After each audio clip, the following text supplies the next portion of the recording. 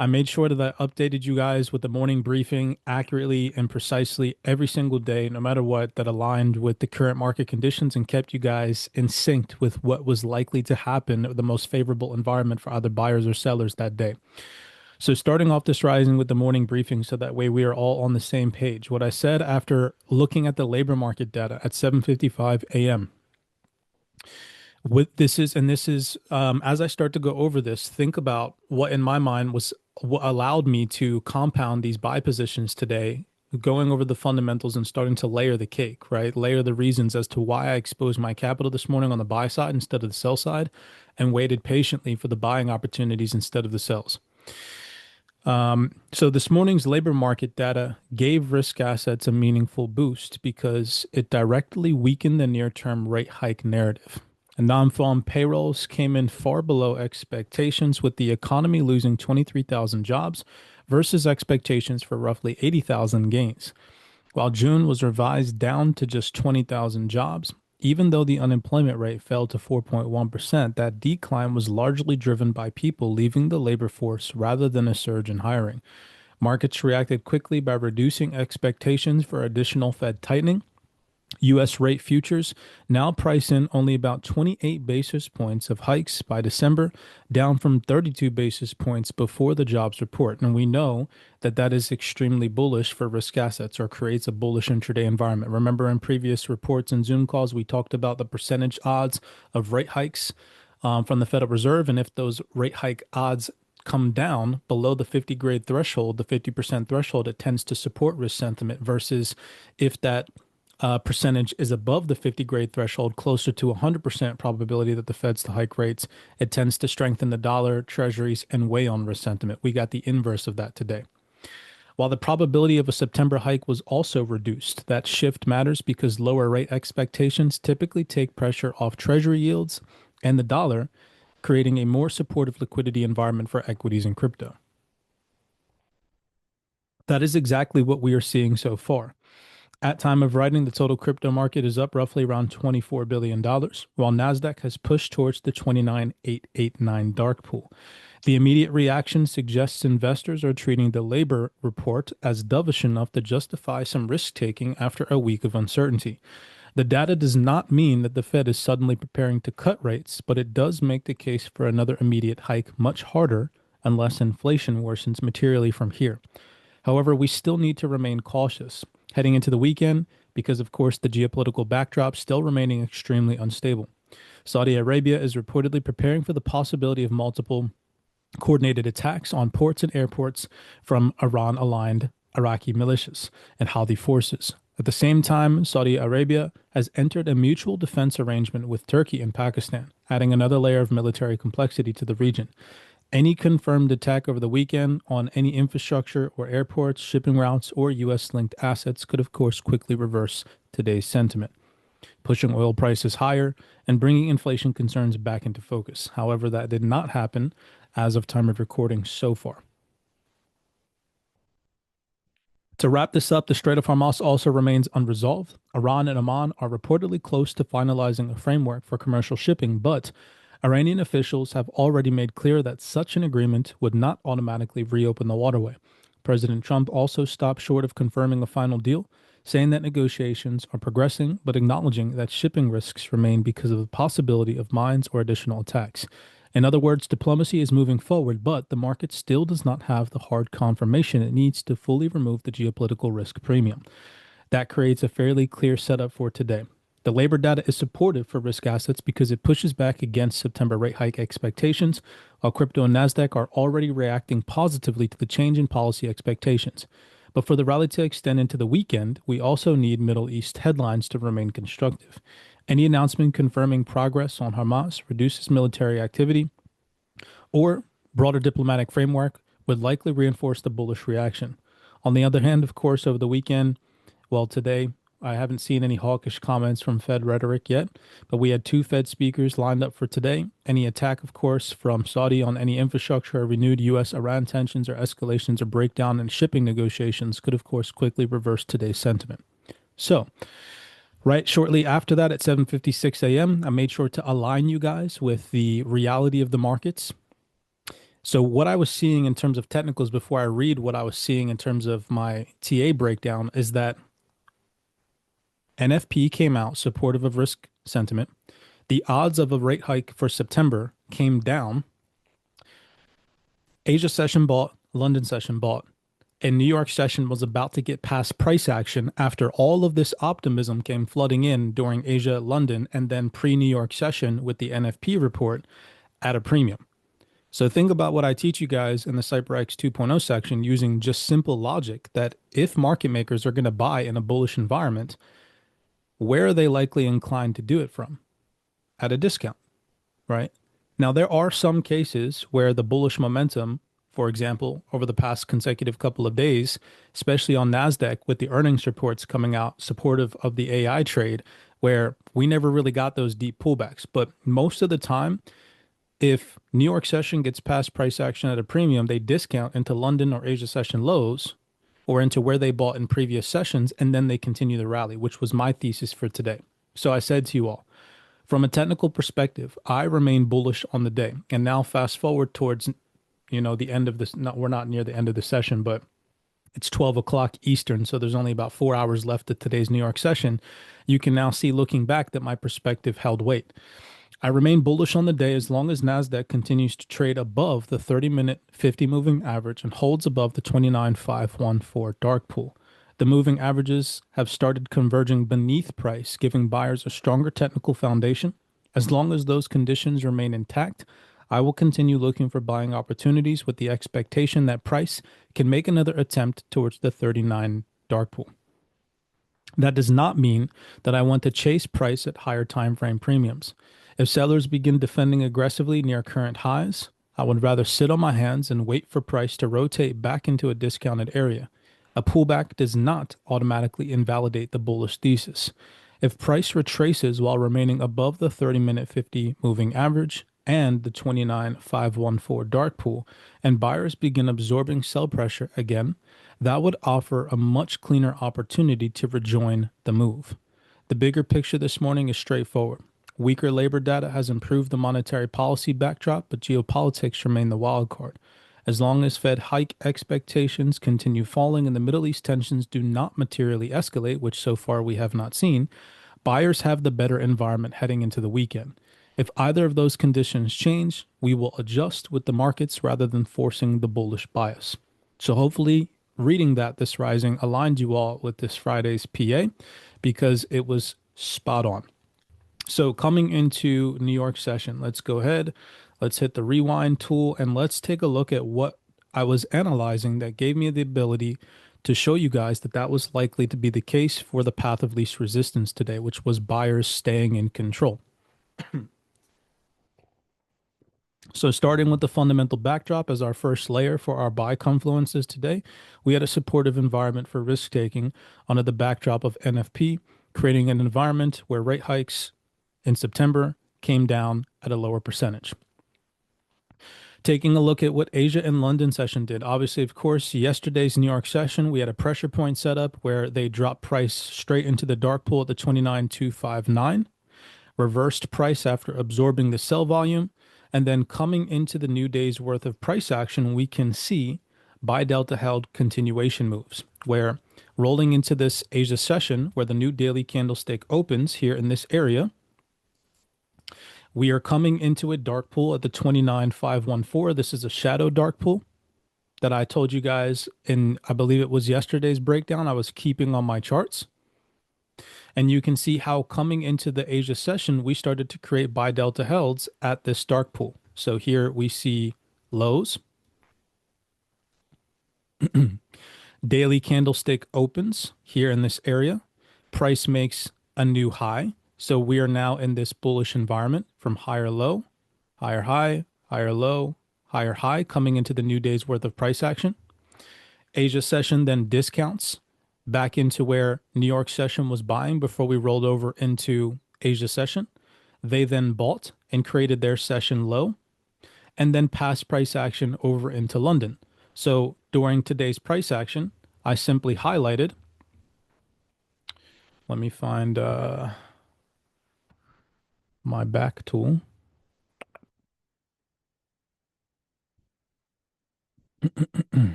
Okay. So coming into the New York session today, considering that price action on the daily now has created new highs, it's liquidating lows and then making new highs rolling into new sessions, I was saying to myself, well, the bullish order flow on the day is bullish. If we're trading above previous dark pools, we're trading above previous session lows, and we're creating new highs rolling into new sessions and trading above the 50 moving average, then buyers are in control. So I highlighted the last down candle from Asia session before they passed price over into London and said as long as price is above this low, then we could still see buyers defend. Even if during New York session today, they discounted price all the way into Asia session low, buyers reaccumulated, defended the shadow dark pool, and then pushed price back to the upside. That was trade idea number one for today. Trade idea number two, and looking at my second AOI, mind you, again, we're on the 30-minute time frame. Very plain and simple. I just highlighted the London session low. You can see the last down candle before London session's price action starts, rolling over into New York session. This was the last down candle before the up move during the London session. So I simply highlighted that down candle, extended that over to the right hand side. I also noticed that that coexisted with where the moving average converged on the 30-minute time frame. So today, when I was feeding you all my analysis, I came into the New York session. I mentioned to you all that we had a nice, beautiful rejection at the 29880 dark pool, but that did not mean that sellers were back in control. And instead, the likely scenario was until these levels were broken and until price engulfed the 50 EMA and started creating bearish price action beneath dark pools, that the path of least resistance was still in favor of buyers. So my second trade idea for today coming into the New York session, as I mentioned to you all, that price above the 30-minute EMA and price above the 29514 was in favor of buyers. So second trade idea was the discount into London session lows, buyers reaccumulating, and then pushing price back into either the dark pool or New York session highs. So these are my two trade ideas coming into the session. Third trade idea did not favor a good solid risk to reward trade, which was just a simple continuation move, something like this. And if that were to be the case, I probably would have sat on my hands, maybe waited until price broke above the 29880 dark pool and looked for some type of buy continuation move to scalp up into the 30, but we did not get that today. Right. So these were my bullish trade ideas. So with that being said, on the day I mentioned I was bullish, thinking about this from the higher time frame perspective and the fundamental perspective. That's why I said to you all, even if we see sells, I'm just going to sit on my hands. It favors us to align ourselves as retail traders with what the higher time frame is telling us. So for me, before I wanted to sell, I needed to at least see a break beneath the 50 EMA on the 30-minute, and I needed to see bearish price action beneath. Preferably bearish price action beneath the 29514, but I would have been okay with bearish price action beneath the 50 EMA to start looking for some sells to possibly take out the Asia session lows. All right. And we didn't get that. So I remained bullish on the day. So sure enough, to wrap that up, is there any questions on what I was seeing today, the markings that I was making, the fundamental bias that I was delivering for you guys up to this point before I move on to the trade execution?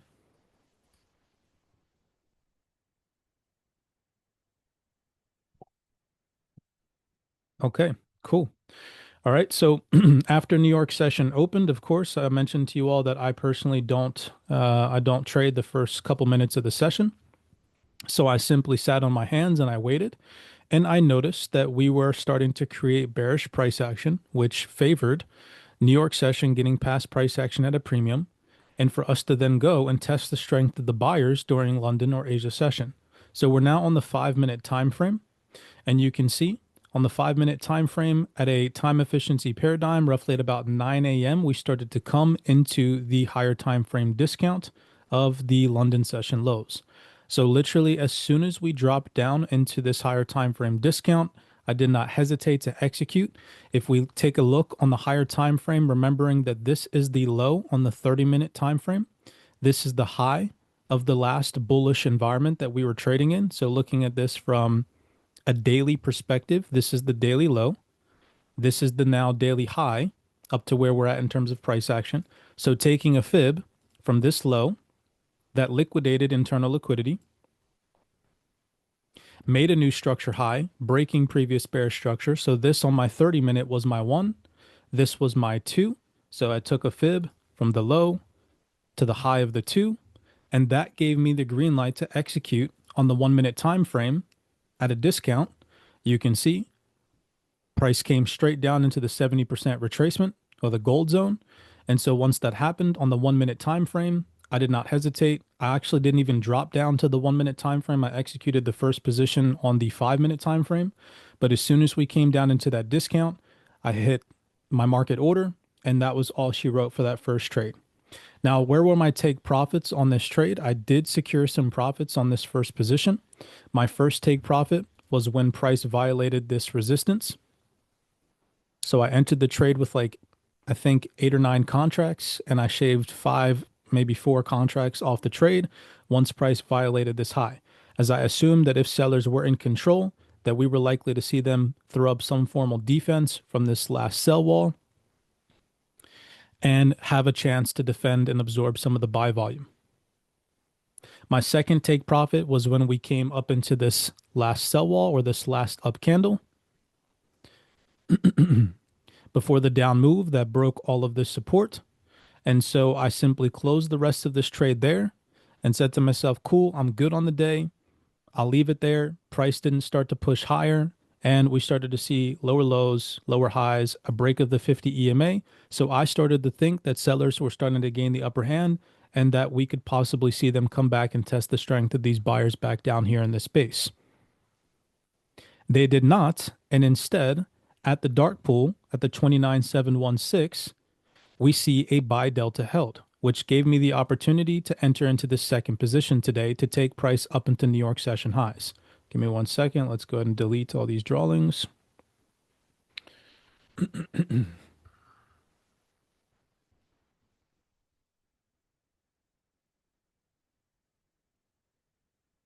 That's weird. Why doesn't it let me highlight everything? The heck? Give me 1 second. Let's get rid of all this shit.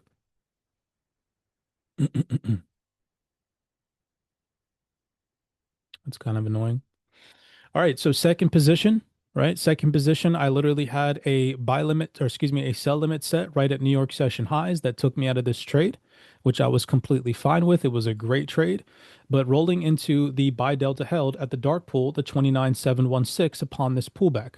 So now thinking about it in terms of after the bullish reaction, we are operating in now this overall higher time frame bullish leg. Remember, from A down here at Asia session lows to B from London session highs.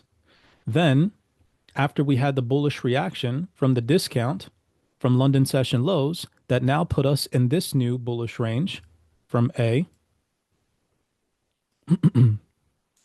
to B. So, taking a fib from this low to high, you can see price pulled back down into a 50% retracement of this previous bullish move after we liquidated a low, broke previous bearish structure highs, not only 1, but 2, and violated the 50 EMA, which gives us the green light to start to look for secondary positions upon a pullback into a discount. And so for me, think about it. I've gone over this before because I was already up on the day. I already had a good trade. I'll ask you guys this question. I want to see a good answer. What do I wait for before I enter into a secondary position if we're coming back into a discount and I think buys are going to continue? What do I wait for before entering? Confirmation. Confirmation, right? That's it. I wait for bullish confirmation. So I wait for another bullish leg to trade from or a buy delta held. And so we got that to the T, keeping in mind that this dark pool, the 29716, is where price was hovering at. And so sure enough, we see price pull back down into a discount. It didn't really reach the overall discount that I would have liked to see, which is anywhere between 62 to 79%. But upon the 50% retracement, you can see we liquidate a low. So here was the 1. We then instantly take out bearish structure or create a new bullish leg, forming the 2, popping back above the dark pool at the 29716. That then gave me a new bullish range to trade from. And think about it. Think about my mindset. Fundamentals are bullish. We're in a 30-minute bullish structure leg. And now on the 1 minute, we are also in a new bullish structure leg. And now we are also creating new bullish structure on the 1 minute yet again. So here from the low to the high became my confirmation range that buyers are still in control. So then I simply took this fib and I took another fib from the low to the high. And I said to myself, if price can come into 70 to 79% discount of this new bullish range, I would go ahead and I would execute a trade. So sure enough, as soon as price came back down into this 70% discount, I started to trail these bearish candles with buy stops. My trade entry was actually slightly higher, give or take. Maybe it was like right above this bearish candle. As soon as that trade was executed, stops went nice and tight beneath the low, and I literally just targeted with a sell limit the New York session highs. I was actually on the phone with, where the heck is that at? Let me see. I was on the phone with Camille this morning talking about the Zoom call, talking about the price action when this trade was executed. Boom. Beautiful. Right?